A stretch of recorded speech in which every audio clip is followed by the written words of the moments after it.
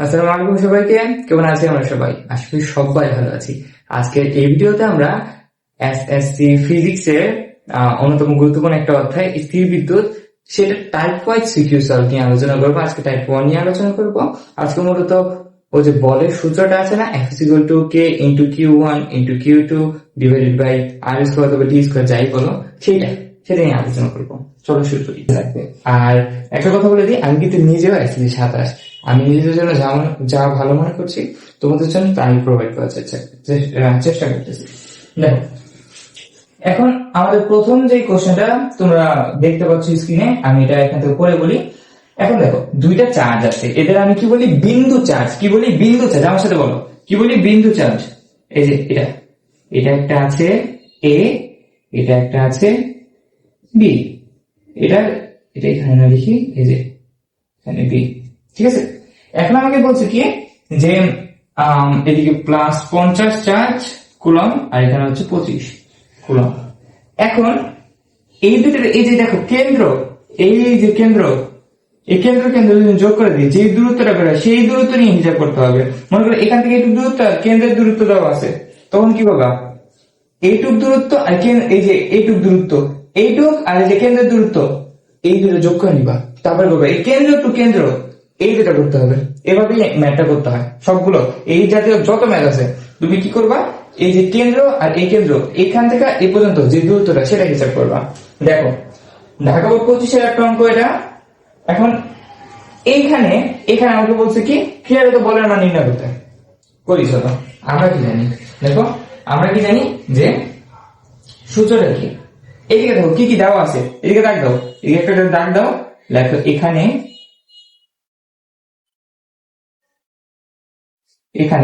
কি কি দেওয়া আছে। দেখো, আমার Q1, এ কে Q1 ধরি, Q1 কত? +50, Q2 কত? +25, আর মাইনাস দিলাম কেন আবার, 25 কুলম। তারপরে দূরত্ব কত? দূরত্ব অথবা ডি দিতে পারো তুমি, ডি অথবা আর জি দিয়ে দাও, সেটা কত? 100 সেন্টিমিটার। সেন্টিমিটার থাকলে মিটার নিবা। দেখো আমি কি জানি, ডেসি সেন্টি 2 নম্বর আসছে, 10⁻², 100 সেন্টিমিটার মানে কি? 1 মিটার। 1 মিটার, 100 সেন্টিমিটার মানে কি? 1 মিটার। আচ্ছা, তাইলে আমরা কি জানি? সূত্রটা কি জানি? F = K × Q1 divided by Q2 divided by D²। এটা এই সূত্রটাতে খালি আমি মানগুলো বসায় দিব। এই দেখো, কে এর মানটা তো আমি এখানে লিখিনি। কে কি? দেখো, এই কে কি? কে হচ্ছে কুলম্বের ধ্রুবক। কে কি? কুলম্বের ধ্রুবক। আমি একটু এটার মানটা লিখে দিই। এটার মান হচ্ছে 9 × 10⁻9। এটা Q1, এটা হচ্ছে প্রথম চার্জ, Q2 এটা হচ্ছে দ্বিতীয় চার্জ, বিন্দু চার্জ কিন্তু। আর নিচে কি? D²। আচ্ছা, দেখো এই কে এর মান কত? 9.8 না, কি হচ্ছে 9 × 10⁻9 দেখো এটার মান কত? 50 ইন্টু এটার মান কত? 25 ডিভাইডেড বাই 1। এটা থাকে কি? ক্যালকুলেটর বসা দাও, যা আসে তাই অ্যান্সার। দেখো 9 × 10⁻9 ইন্টু 50 ইন্টু 25, নিচে মনে মনে 1 আছে, সাধারণত আমি এদিকে 1 দিয়ে রাখছি, এটা না ধরলেও হবে। তাহলে কত আছে? 1.125 ইন্টু 10⁻13। কত আসতেছে? 1.125 ইন্টু 10⁻13 নিউটন। যেহেতু ফোর্স সেহেতু কি নিউটন। ঠিক আছে, মনে রাখবে। এইটুকু ছিল। আমি রিক্যাপ করি। এই যে এ একটা বিন্দু চার্জ, এ একটা বিন্দু চার্জ, এটার যে কেন্দ্র, এই দুটার যে সংযোজক রেখাটা, সেটার দূরত্বটা কত সেটা আমি বের করছি। এটার এই বিন্দু চার্জের মান কত, এই বিন্দু চার্জের মান কত সেটা দেওয়া আছে। এগুলো আমি এক পাশে লিখে নিছি। তারপরে সূত্রে যেটা K, F = K × Q1 Q2 divided by D²। এই জায়গায় K এর মান 9 × 10⁻9 এটা বসাইছি। তারপরে ইন্টু Q1 এর মান যত সেটা বের করছি। তারপরে Q2 এর মান যত এটা লিখছি। তারপরে কি ডি স্কোয়ার মান যত সেটা লিখছি, উপরে স্কোয়ার দিয়ে নেই, দিলে কি না দিলে কি, তাই না?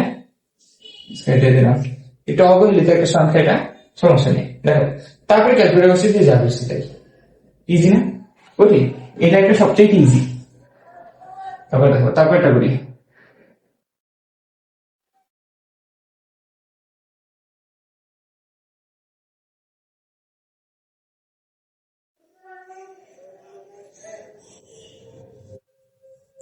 চলো চলো পরেরটা করি।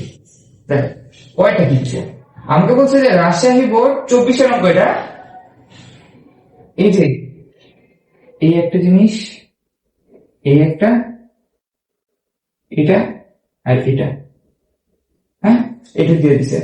এখন বলছে কি এই দুটার মান যে কার্যত বল, বলের মান দিছে আমাকে কত 4.5 ইন্টু 10⁻12 নিউটন, এবং Q1 এর মান দিছে 100 কুলম্ব, Q1 এর মান দিছে 100 কুলম্ব, আর কি Q2 এর মান দিছে -80 কুলম্ব, এটা দিছে।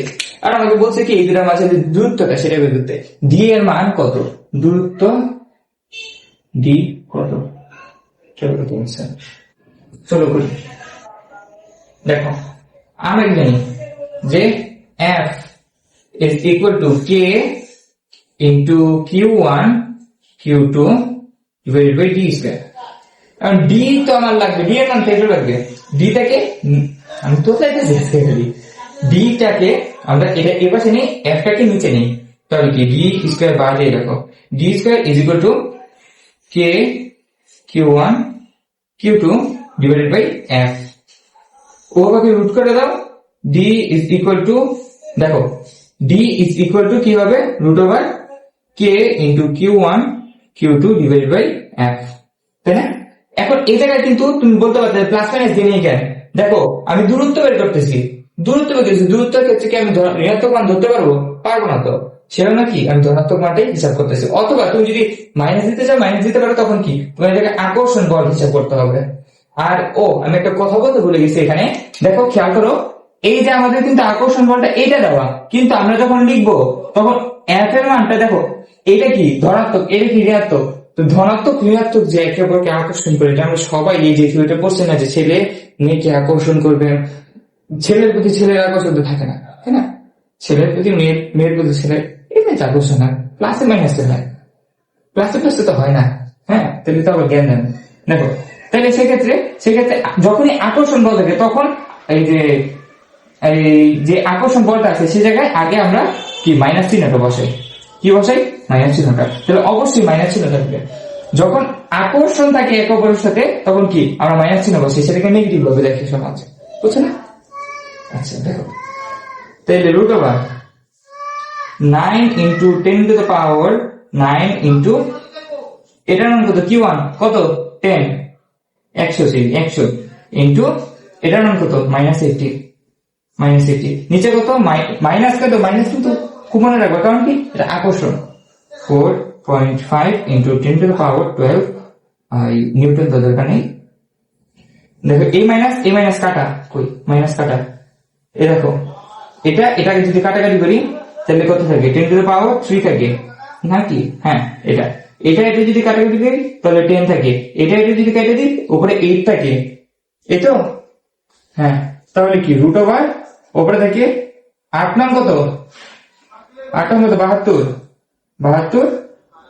আর নিচে কত থাকে 4.5, আর যদি হ্যান্ড ক্যালকুলেশন করতে যাও তাহলে এটাকে 4.5 কে তুমি কি লিখতে পারো, এটা যদি উপরে উঠে যায়, দেখো 445 রেঞ্জ যদি যত বার করি তাহলে কি 4.5 আসে না, এই 10টাকে আবার উপরে নিয়ে যাওয়া যায়, এটাকে নিয়ে গেলে এত হয়ে যায়, তাহলে এটাকে যদি আবার 5 দিয়ে কাটাকাটি করো তাহলে কি হয়, 5 নং 45, আর উপরে কত আছে 5 দিয়ে ভাগ করলে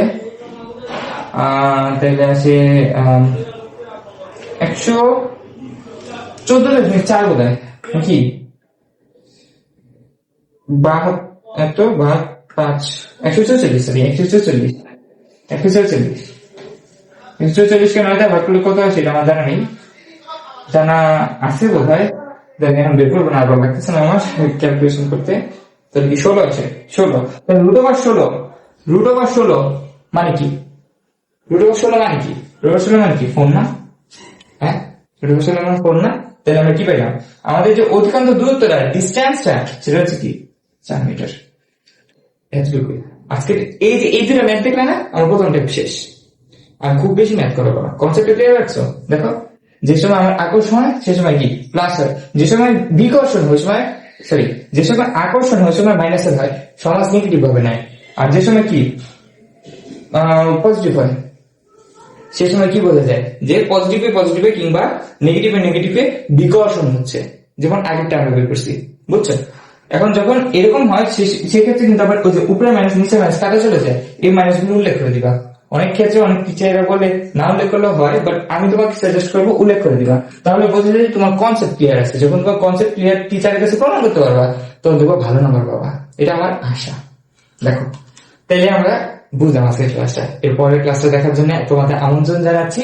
পরের টাইপে আমরা ইনশাআল্লাহ আমাদের যে সবচেয়ে গুরুত্বপূর্ণ যে ম্যাথটা, অর্থাৎ মধ্যবর্তী কোন জায়গায় আমাদের তড়িৎ প্রাবল্য শূন্য হবে, সেটা নিয়ে আলোচনা করবো। আজকের মতো এখানেই বিদায় নিচ্ছি সবার থেকে। ধন্যবাদ সবাইকে।